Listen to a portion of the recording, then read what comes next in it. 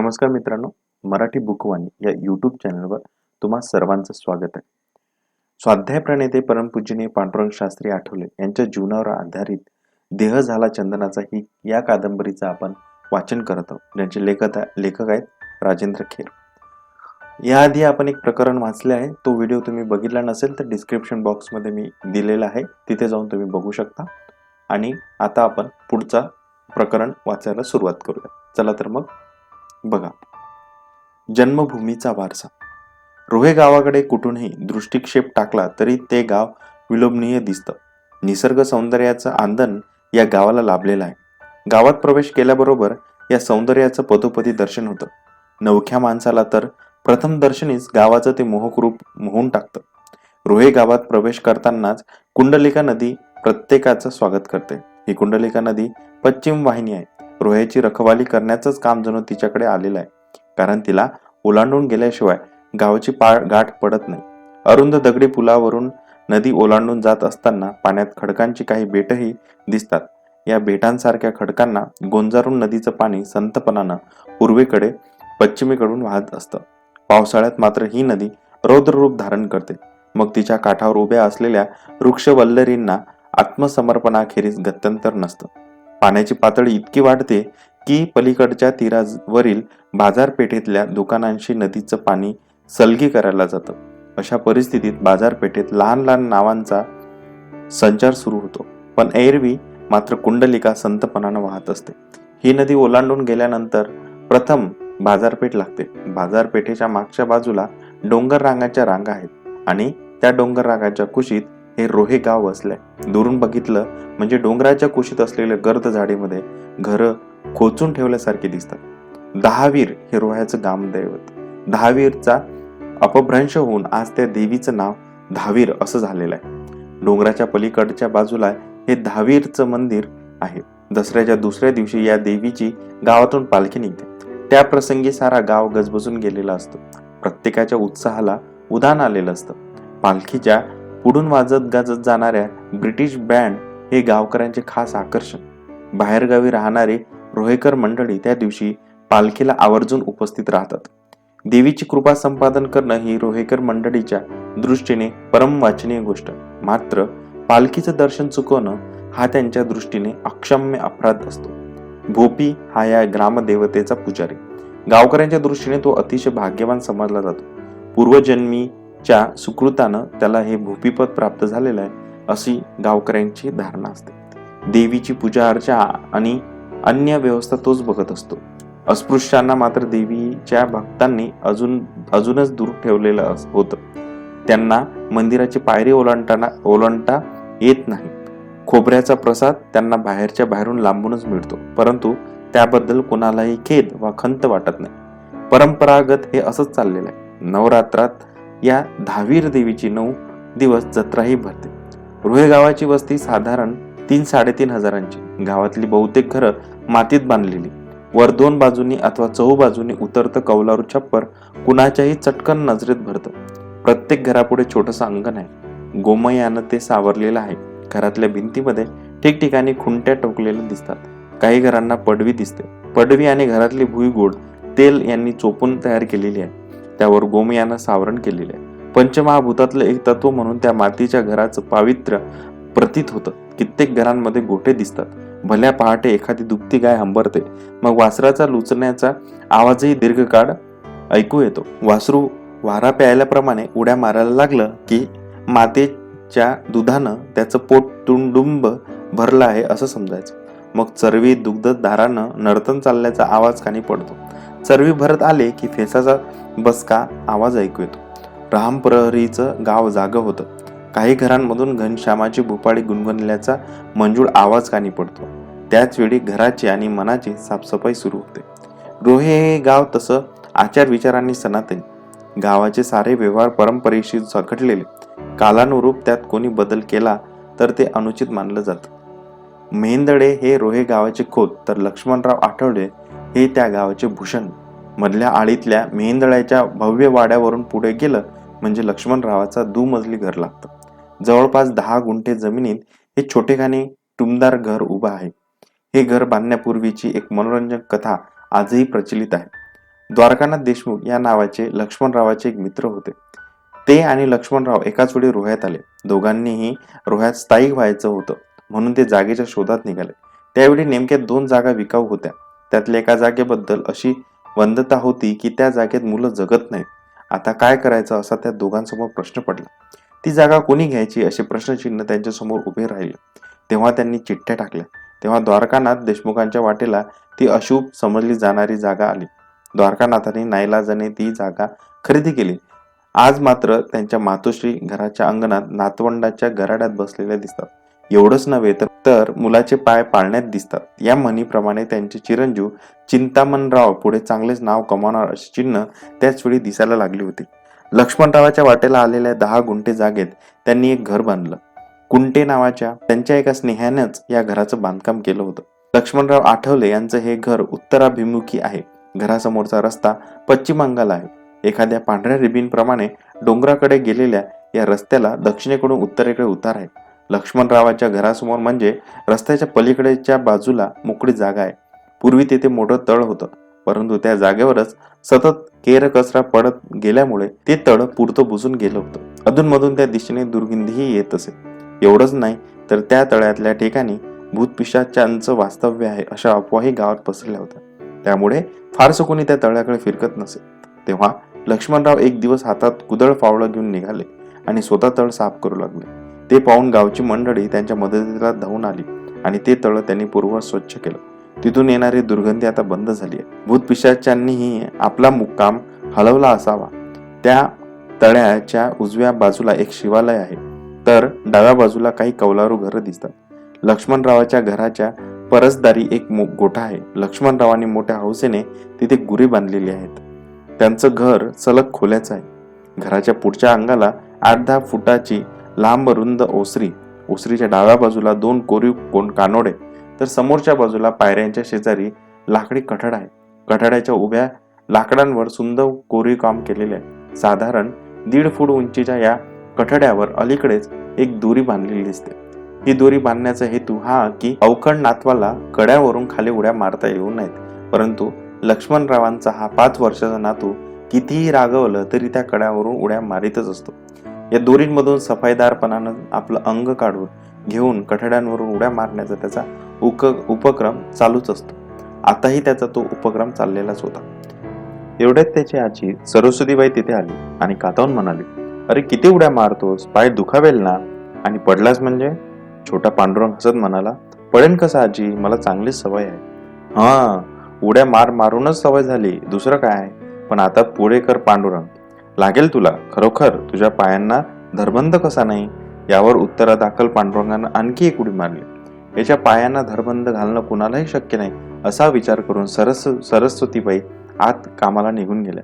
शेजारीच ओसरीवर सागर गोटे खेळत बसलेली नर्मदाताई पांडुरंगाला उद्देशून म्हणाली, "अरे आजी सांगते तर जरा ऐक की, कशाला उड्या मारतोस?" कठड्यावर बसूनच पांडुरंगाने विचारलं, "उड्या मारल्या तर काय होईल ग ताई? पडशील ना तू. पण उडी बरोबर मारली तर पडेनच कसा? आणि चुकली तर? बरोबर मारली तर चुकीलच कशी?" नर्मदाताईने त्याला समजवण्याचा प्रयत्न केला. हे काम नर्मदाताईला नेहमीच करावं लागे. आईसारखं ती त्याला सांभाळायची. आपल्या या धाकट्या भावावर तिचं निरतिशय प्रेम होतं. पांडुरंगापेक्षा ती जेमतेम 4.5 वर्षांनी मोठी होती, पण त्या वयातही तिला चांगली समज आलेली होती. आपले आईवडील दूर आहेत या गोष्टीची ती पांडुरंगाला कधीच जाणीव होऊ देत नसे. त्यांची आई पार्वताबाई आणि वडील वैजनाथ शास्त्री त्यावेळी मुंबईला राहत होते. या दोघांना त्यांनी रोह्यात आजी आजोबांकडे ठेवलं होतं. त्या दोघांना आजी आजोबांची माया मिळत होती, परंतु पांडुरंगाला नर्मदाताईकडून आईचीही माया लाभत होती.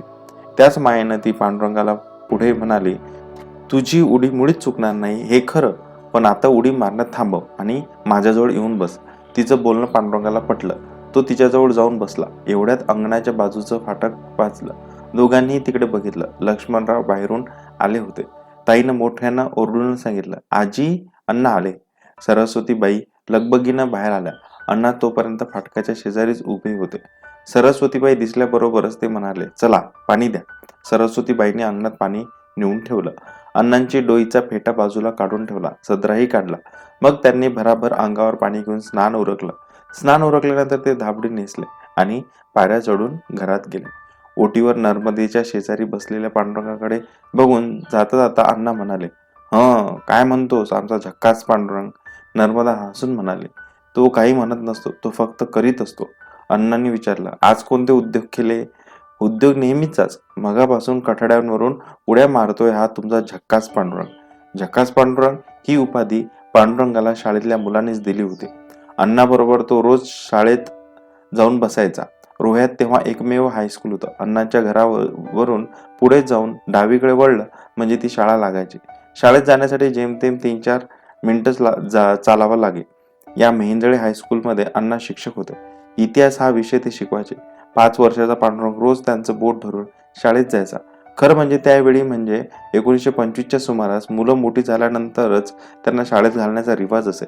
परंतु अण्णांच्याचमुळे छोट्या पांडुरंगाला शाळेत येऊन बसण्याची सवलत मिळे. लहान असल्यामुळे पांडुरंग पहिल्या बाकावर जाऊन बसत असे. तो तेजस्वी बालक अंगावर घातलेल्या शुभ्र कपड्यांमुळे आणखी तेजस्वी दिसायचा. इतर मुलांचे कपडे मळके असत, कपड्यांवर डाग पडलेले असत. आधीच मळकट झालेल्या कपड्यांना मुलांनी बोरू पुसलेला असे, त्यामुळे त्या मुलांच्या कपड्यांचा अवतार झालेला असे. पांडुरंगाचे कपडे मात्र पांढरे शुभ्र आणि स्वच्छ धुतलेले असायचे. अण्णांचंच ते कार्य असे. अण्णा रोज पांडुरंगांचे कपडे स्वतः धुवायचे. त्या कामात हयगय झालेली त्यांना मुळीच खपत नसे. ते पांढरे शुभ्र कपडे अंगावर चढवून जेव्हा पांडुरंग वर्गात जाऊन बसायचा तेव्हा इतर मुलांमध्ये तो उठून दिसायचा. वर्गातली इतर मुलं त्यावेळी गमतीनं त्याला झक्कास पांडुरंग म्हणायचे. अण्णाही अधूनमधून त्याला त्या उपाधीने संबोधायचे. नर्मदेच्या आताच्या बोलण्यावर ते पांडुरंगाला म्हणाले, पाय आता उगाच शिनवू नकोस, आज आपल्याला भुवनेश्वरला जायचंय, चालतं? पांडुरंगानं उत्साहानं विचारलं, ताई पण येणार ना? हो, तर आपण तिघांनीच जायचं दुपारी. आज शाळेला सुट्टी आहे ना? पांडुरंगानं पुन्हा विचारलं. अण्णा, आपण आत्ताच जायचं का? जाऊया ना. घरात जाता जाता अण्णा म्हणाले, नाही, आता मला नित्यकर्म करायचे आहेत. एवढं बोलून ते आत निघून गेले. पांडुरंग काही वेळ विचारात पडला. त्यांच्या मनात कोणते विचार चाललेत याचा नर्मदेला कोणताच थांगपत्ता लागत नव्हता. कठड्यापाशी जाऊन ती रस्त्याकडे बघू लागली. रस्त्यावरची वर्दळ आता वाढली होती. उन्ह चांगलंच वर आलं होतं. रस्त्या पलीकडच्या असलेल्या घरांपुढल्या आम्रवृक्षांमधून सूर्यप्रकाश पाझरलेला दिसत होता. उन्हांमध्ये वृक्षांचा पर्णसंभार चमचम करीत होता. तळ्यापलीकडच्या बाजूला असलेलं शिवालय मात्र सावलीत दटलं होतं. मधूनच शिवालयातून घंटानाद ऐकू येत होता. नर्मदा अजूनही रस्त्यांकडेच बघत होती. तिच्या तंद्रीचा भंग करून पांडुरंगाने विचारलं, ताई, अण्णांनी आज बाहेर स्नान कशासाठी केलं ग? पांडुरंगाकडे बघत ताई म्हणाली, अरे, अण्णा आज अस्पृश्यांच्या वस्तीत गेले होते ना, मनाचे श्लोक शिकवायला, म्हणून त्यांनी स्नान केलं. मनाचे श्लोक म्हटल्यावर स्नान करायचं असतं का ग ताई? मनाचे श्लोक म्हटल्यावर नाही, अस्पृश्य वस्तीत जाऊन आल्यावर स्नान करायचं असतं. का? अस्पृश्य म्हणजे कोण असतात? अस्पृश्य म्हणजे त्यांना शिवत नाहीत. म्हणजे ती माणसं नसतात? माणसंच असतात, पण त्यांना शिवत नसतात. का? ती वाईट माणसं असतात का ग ताई? माणसं वाईट नसतात, पण जाऊ दे, तू कशाला एवढा विचार करतोस? एवढ्यात अण्णा तिथे आले. त्यांनी विचारलं, कसला विचार चाललाय यांचा? नर्मदा म्हणाली, कसला नाही अण्णा, काहीतरी प्रश्न विचारित असतो. ओस्तीवरच्या तक्याला टेकून बसत अण्णा म्हणाले, काहीतरी प्रश्न तो विचारणारच नाही नर्मदा, तो अतिशय हुशार आहे. सर्व गोष्टी जाणून घ्यायचा त्याचा परिपाठ आहे. आपणही त्याला योग्य उत्तर दिली पाहिजेत. आता काय प्रश्न आहे पडलाय तुला पांडुरंग? अण्णा, तुम्ही बाहेर स्नान कशासाठी केलं असं मी ताईला विचारलं तर ती म्हणते, त्या माणसांना. कोणत्या माणसांना ग ताई? अस्पृश्य. हो, त्यांना शिवायचं नसतं असं म्हणाली ताई. अण्णांनी एकदम पांडुरंगाला जवळ घेतलं. मग म्हणाले, पांडुरंगा, फार अवघड प्रश्न विचारलास बाळा. काय उत्तर देऊ तुला? त्या दृष्ट रूढीबद्दल सांगून तुला काही कळणार का आहे? मग जणू ते स्वतःशीच बोलायला लागले. देवानं माणूस सारखाच घडवला, पण माणसानंच माणसातला भेद निर्माण केला. अस्पृश्यांना दूर लुटलं, त्याला गावकुसाच्या बाहेर ठेवलं. शिक्षण, शेती, उत्सव, मंदिर अशा अनेक गोष्टीपासून त्यांना वंचित केलं. कशासाठी? कुणी हे भेद निर्माण केले? मला फार फार यातना होतात या गोष्टींमुळे. ही बंधनं झुंगारून देण्यासाठी मी माझ्या परीनं प्रयत्न करीत असतो. 20 वर्षापासून मी त्यांच्या वस्तीत जात आलो आहे. त्यांना शिक्षण देण्याचा प्रयत्न केलेला आहे. पण हा बदल एकदम कसा घडून येईल? त्यासाठी काही काळ जावा लागणारच. ही सामाजिक बंधनं मी काही प्रमाणात झुंगारून दिलेली आहेत, पण ही बंधनं एकदम सर्वस्वी झुंगारून दिली तर समाज मलाच दूर लोटेल. मग मी समाजकार्य कसं काय करणार? तुला कसा काय घडवणार? पांडुरंग तेव्हा अण्णाकडे अवाक होऊन बघत होते. त्यांचं बोलणं त्यांना समजत होतं, पण उमजत नव्हतं. या जगात कोणती तरी वाईट चालीरीती आहे आणि अण्णांना ती मुळीच मान्य नाही. इतकंच नाही तर ती वाईट रूढी घालवण्यासाठी अण्णा त्यांच्या परीने प्रयत्न करीत आहेत याची जाणीव मात्र पांडुरंगाला झाली होती. अण्णा काही काळ बोलायचे थांबले होते. तेवढ्यात सरस्वतीबाई हातात कडवेवालाने भरलेले ताट घेऊन बाहेर आल्या. खाली बसत त्यांनी विचारलं, कसलं एवढं गंभीर बोलणं चाललंय? नर्मदाताईनंच उत्तर दिलं, काही नाही. पांडुरंगानं नेहमीप्रमाणे प्रश्न विचारला आणि अण्णा त्याला उत्तर देत होते. अण्णा म्हणाले, याचे प्रश्न मात्र विचार करायला लावतात हा. त्यांचं बोलणं संपतंय न संपतंय तोच पांडुरंगाचा पुढचा प्रश्न आला. आता मात्र प्रश्नाचा रुख सरस्वतीबाईकडे होता. आजी हे वाले आहेत ना? हो बाळा, पण त्याला मोड कसे आले?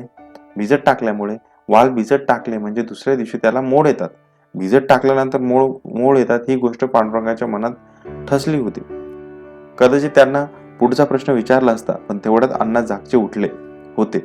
उठताना ते म्हणत होते, चला थोडा वेळ मागावर काम करतो. सरस्वतीबाई म्हणाल्या, 10 वर्ष माग चालवणं चाललंय, आता थोडा विसावा घेतला तर नाही चालणार का? शिवाय आज सुट्टीचा दिवस, म्हणून म्हणते विश्रांती घ्यावी. अण्णा म्हणाले, अगं विसावा घेऊन कसं काय चालेल? तिकडे गांधीजी केवढं कार्य करीत आहेत. त्यांच्या कार्याला आपण थोडाफार हातभार लावायला नको का? परदेशी कपडा वापरू नका असं मी ठिकठिकाणी जाऊन सांगत असतो ना. मग आपले कपडे आपण तयार करायला नकोत का? खरं म्हणजे अण्णा पूर्वी टिळकवादी होते. सारं कोकण, विशेषतः कोकणातले चित्पावन ब्राह्मण पहिल्यापासूनच टिळकवादी होते. 1920 साली टिळकांचं निधन झालं. जहाल टिळक युग लौकिकदृष्ट्या संपलं. पुढे गांधीजींचा उदय झाला. पण कोकणातले लोक पूर्वीप्रमाणेच टिळकवादी राहिले होते. अण्णांनी मात्र तेव्हा गांधीवाद स्वीकारला होता. काळानुरूप स्वतःमधले बदल घडवून आणण्याचा त्यांचा स्वभाव होता. एकच एक तत्वाला चिटकून राहणं त्यांना मान्य नव्हतं. जहालांकडून मवाळांकडे येण्यामागेही त्यांची काही तत्वे होती. अण्णा असे तत्वनिष्ठ होते, पण ते कर्मकांडी मुळीच नव्हते. ब्राह्मणाला आवश्यक तेवढेच कर्म ते करीत असत. तसे ते पुरोगामी विचारसरणीचे होते. गांधीवाद स्वीकारल्यानंतर त्यांनी खादीचा प्रचार सुरू केला होता. खादीच्या प्रचारापूर्वीच म्हणजे 1914 पासूनच त्यांच्याकडे हातमाग आला होता. गांधीजींच्या उदयानंतर हा हातमाग घराच्या पुढच्या अंगणात आला. लक्ष्मणराव स्वतः सूत कातून त्यावर कापड विणायचे.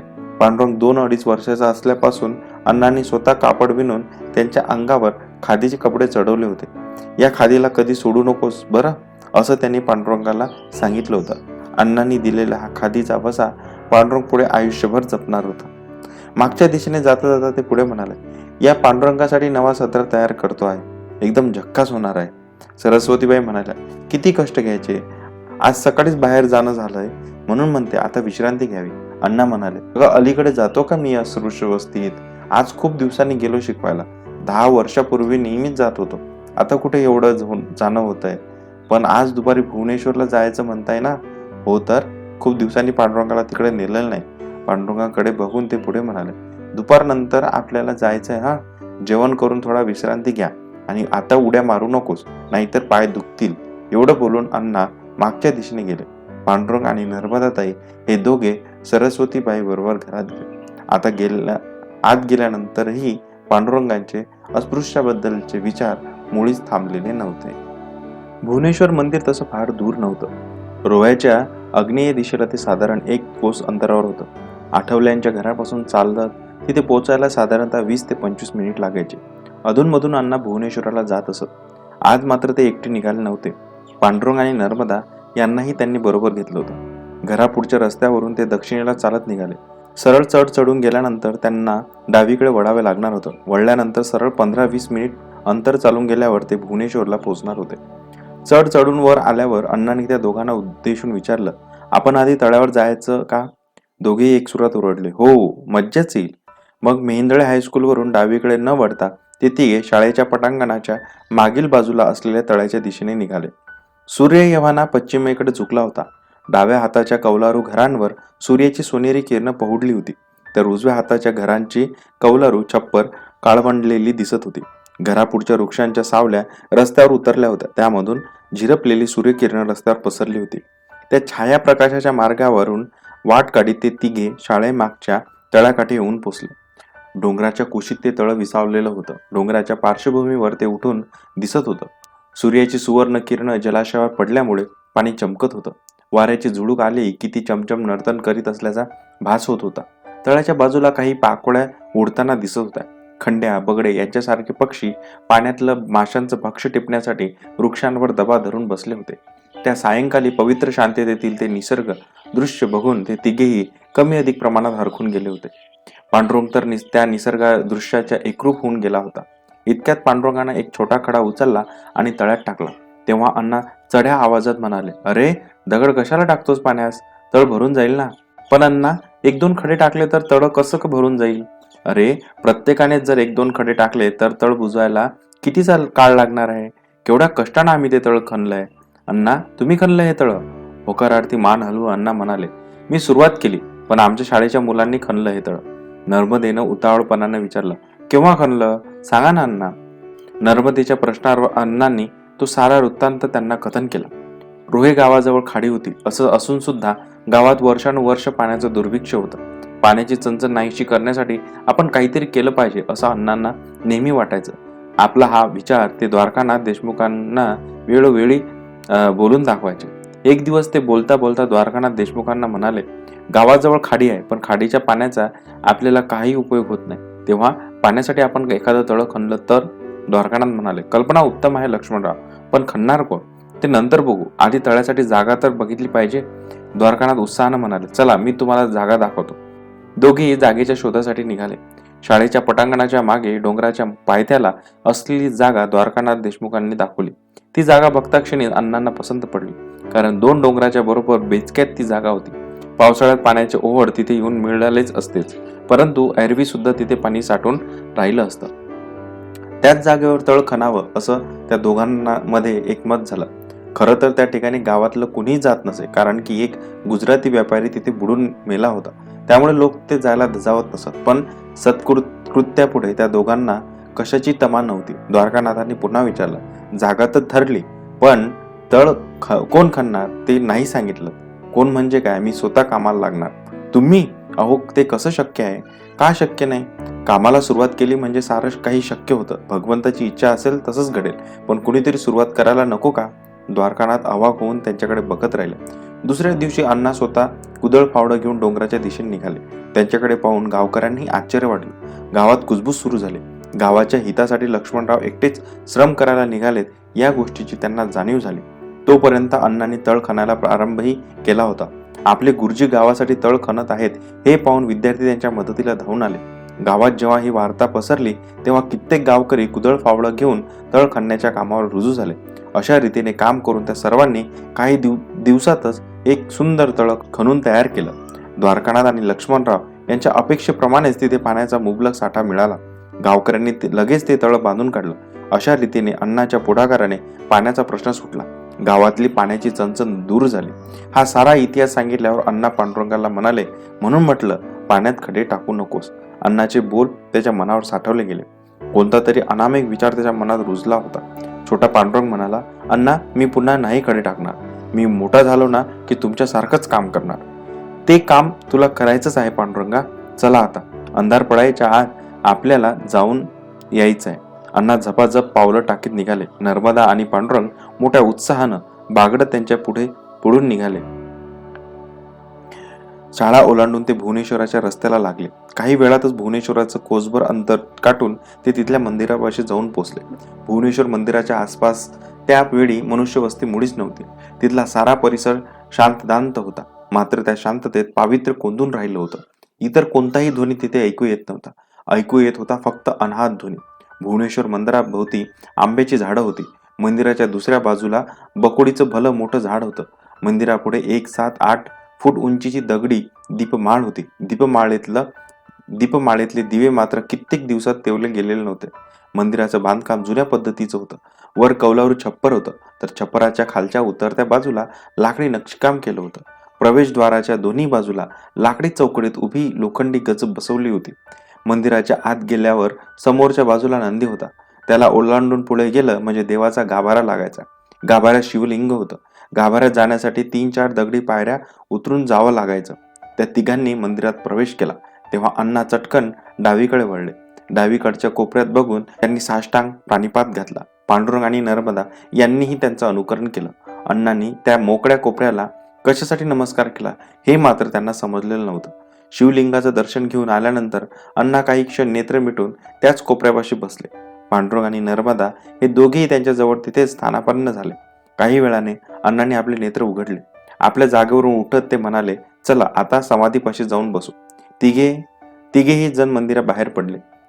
भुवनेश्वर मंदिराच्या पलीकडच्या बाजूला अण्णांचे आजोबा पांडुरंग पंत यांची समाधी होती. समाधीच्या भोवतीनं अण्णांनी थोडंफार बांधकाम केलं होतं. तिथेच उजव्या बाजूला छोटी छोटी जलाशय होते, जणू मोठी कुंडच, त्यामध्ये कमळ फुललेली होती. तिघेजण समाधीकडे जायला निघाले. वाटेत एक बकोळीचं झाड होतं. बकोळीची काही फुलं भूमीवर शिंपडली होती. नर्मदेने चटकन थोडी फुलं वेचून आपल्या ओंजळीत घेतली.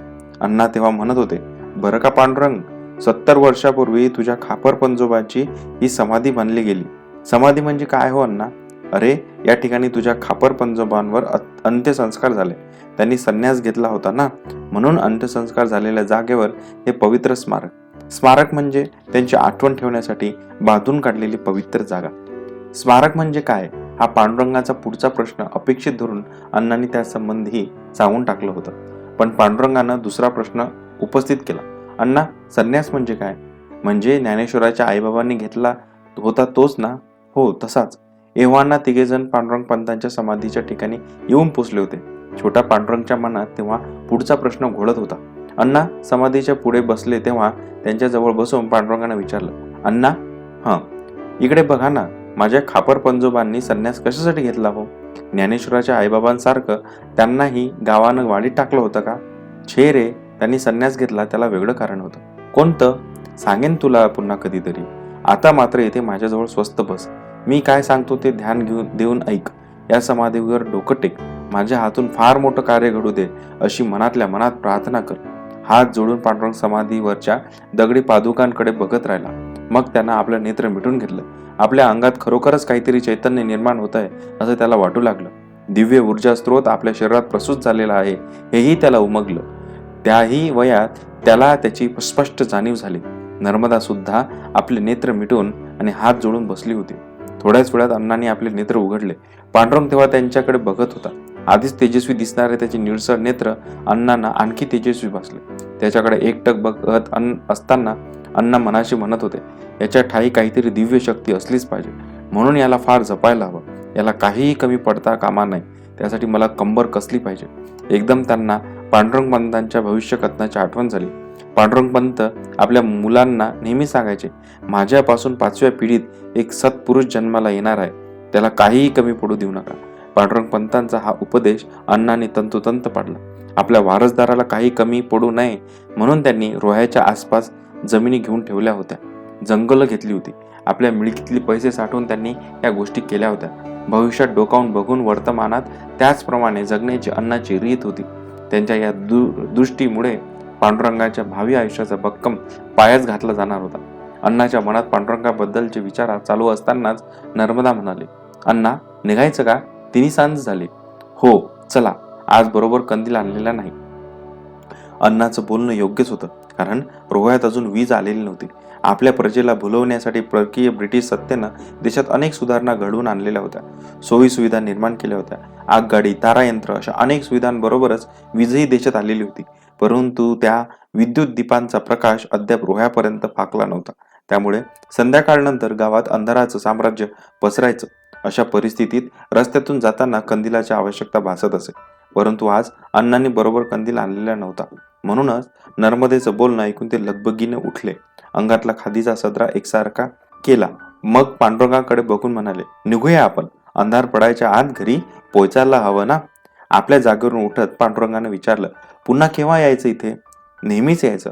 तू पुढे मोठा झालास ना, तरी या क्षेत्राला विसरू नकोस बरं. आपल्या आठवले घराण्यातलं हे परम पवित्र तीर्थक्षेत्र आहे. कोणत्याही अडीअडचणीच्या वेळी इथे येत जा. तुला मार्ग सापडेल. आपल्या या श्रद्धास्थानाला तू शरण जा. अण्णा पुढे मनाशी म्हणाले, याच्या बाबतीत ईश्वरी योजना काय आहे कुणास ठाऊक. कदाचित हा स्वतःचा मार्ग स्वतःच शोधेल. पांडुरंगाला त्यांचं मघाचं बोलणं सर्वस्वी समजलेलं नव्हतं. तरी पण होकारार्थी मान हलवून त्यानं पुन्हा एकदा त्या परमपवित्र समाधीस्थानाला श्रद्धायुक्त अंतःकरणाने नमस्कार केला. मग मात्र ते तिघे तिथून बाहेर पडले. भुवनेश्वर मंदिरावरूनच त्यांना रस्त्याच्या दिशेने जावं लागणार होतं. मंदिरापाशी आल्यावर अण्णांनी पुन्हा एकदा बाहेरूनच शिवाला वंदन केलं. डावीकडच्या कोपऱ्याच्या दिशेने बघूनही त्यांनी आपले हात जोडले. मग झपाझप पावलं टाकीत ते निघाले. पांडुरंग आणि नर्मदा ही बहीण भावंड सुद्धा त्यांच्या बरोबरीनं निघाले. रस्त्यावर आल्यानंतर गावाच्या दिशेने जाण्यासाठी पश्चिमेकडे तोंड करून ते निघाले. सूर्य तेव्हा पश्चिमेकडच्या उंच डोंगराच्या आड गेला होता. सूर्याचा तांबूस प्रकाश पश्चिमेकडे झुकलेल्या पांढुरक्या ढगावर पडला होता. त्यामुळे ढगांच्या बाजूनं नारंगी रंगाची प्रभा फाकली होती. जणू पश्चिम क्षितिजावर नारंगी रंगाची उधळण झाली होती. नारंगी पडद्याच्या पार्श्वभूमीवरील ते उंच डोंगर मात्र काळपट करड्या रंगाचे दिसत होते. पश्चिम क्षितिजाकडे झेपावणारा पक्षीगण त्या डोंगरामध्ये लुप्त होत होता. पांडुरंगाचं मात्र त्या निसर्गाकडे लक्ष नव्हतं. अण्णाच्या मगाच्या बोलण्यावर त्याचे विचार चालले होते. शिवाय अण्णांनी भुवनेश्वर मंदिरात प्रवेश केल्यानंतर दाराजवळच्या डावीकडच्या कोपऱ्याकडे बघून नमस्कार कशासाठी केला होता याचंही कोडं त्याला उलगडलं नव्हतं. त्यानं तेव्हाच अण्णांना विचारलं, अण्णा, मगाशी तुम्ही मंदिरात कोणाला नमस्कार केलात हो? कुणाला म्हणजे काय? देवाला? तिथे कुठे देव होता? तुम्ही तर त्या कोपऱ्याकडे बघून नमस्कार केलात ना? हो, बरोबर ना? मग कुणाला नमस्कार केला ते सांगा की. अरे तिथे मी सांगेन तुला पुन्हा केव्हा तरी. आता अंधार पडायच्या आत घरी गेलं पाहिजे. चला पटापट पाय उचला. नर्मदा आणि पांडुरंग भराभर चालायला लागले. पायाचा वेग वाढला होता. त्याचबरोबर पांडुरंगाच्या मनातलं विचारचक्रही वेगाने सुरू झालं होतं. पांडुरंग पंत संन्यासी का झाले आणि अण्णांनी मंदिरातल्या त्या कोपऱ्याकडे बघून नमस्कार का केला हे प्रश्न त्याला चांगलेच बंडावत होते. एव्हाना ते शाळा ओलांडून उजवीकडे घराच्या दिशेने वळले होते. थोड्याच वेळात ते घरापाशी येऊन पोचले. तिन्ही सांज तेव्हा टळून गेली होती. घराघरात कंदील आणि तेलाचे दिवे तेवायला लागले होते. अण्णाच्या घरातही दिवे तेवले गेले होते. अंगणात प्रवेश केल्याबरोबर सरस्वतीबाई त्यांना सामोरे आला आणि म्हणाला, किती उशीर? तिन्ही सांज टळून गेली. अण्णा म्हणाले, उशीर झालाय खरा. पटकन आम्ही हातपाय धुवून घेतो. तोपर्यंत तुम्ही धुपारतीची तयारी करा. मान डोलावून सरस्वतीबाई आत निघून गेल्या. पुन्हा बाहेर येऊन त्यांनी मुलांवरून तुकडा ओवाळून टाकला आणि म्हणाल्या, एवढा उशिरा रानावनातून यायचं म्हणजे हे करायला हवं. मग हातपाय धुवून पांडुरंग आणि नर्मदा अण्णाच्या धुपारतीत सामील झाले. धुपांचा सुगंध तेव्हा सर्वत्र दरवळला होता. पांडुरंगच्या मनातले विचार मात्र मुळीच थंडावलेले नव्हते. आरती करताना देखील मगाचे प्रश्न त्याच्या मनात उफाळून वर येत होते आणि विचारांच्या आवर्तात सतत फिरत होते. तर मायभूमीच्या साथ या प्रकरणामध्ये आपण इथंच थांबूया. पुढचे प्रकरण आपण पुढच्या व्हिडिओमध्ये बघूया. म्हणून तुम्ही सबस्क्राईब केलं नसेल तर नक्की करा आणि व्हिडिओ जर आवडला असेल तर नक्की लाईक करा. भेटूया पुढच्या व्हिडिओमध्ये. धन्यवाद.